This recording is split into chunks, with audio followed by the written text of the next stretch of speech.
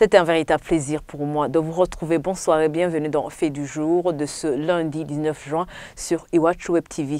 J-1 avant la passation du concours national pour les élèves de la 9e année. 144 795 candidats sont attendus pour cette épreuve qui va durer 3 jours.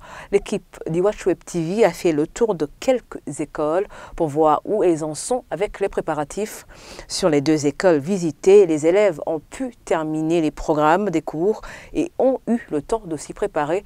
Cependant, des responsables d'une école qui a des autodidactes qui vont repasser le concours ont une grande appréhension quant au taux de réussite. Ils ont peur d'être sanctionnés par la mesure du ministère de l'Éducation qui dit qu'une école qui n'aura pas plutôt 30% dans les tests nationaux sera fermée. Ils demandent au ministère de compter le taux de réussite d'une école en excluant les autodidactes. Le reportage est signé Sheila Inambola. C'est à partir de ce mardi 20 juin que les élèves de la 9e année vont débuter le concours national.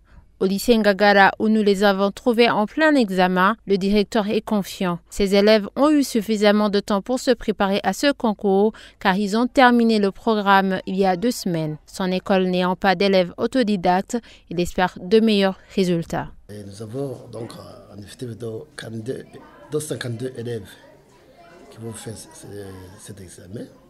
Donc, je vous dirais que franchement, il y a au moins 2 semaines que nous avons terminé les programmes.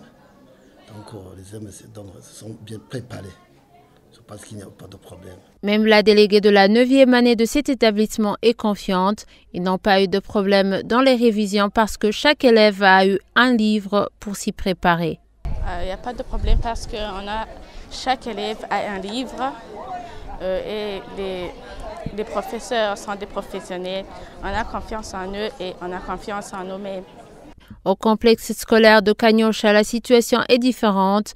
La présence d'élèves autodidactes qui vont repasser le concours crée une certaine appréhension chez les responsables de cet établissement.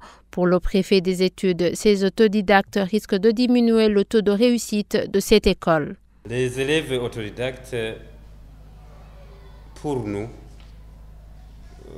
ils vont nous causer pas mal, surtout sur la réussite, puisque nous n'avons pas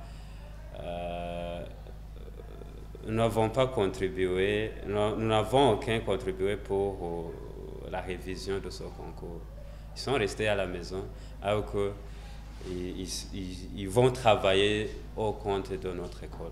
Ce que nous pouvons demander au ministère en tutelle est que pour pouvoir, s'ils vont compter les taux de réussite, qu'il faut considérer les élèves que nous avons préparés nous-mêmes, c'est-à-dire en excluant les autodidactes, puisque les autodidactes, nous ne savons pas s'ils ont révisé réellement la matière pour cette année.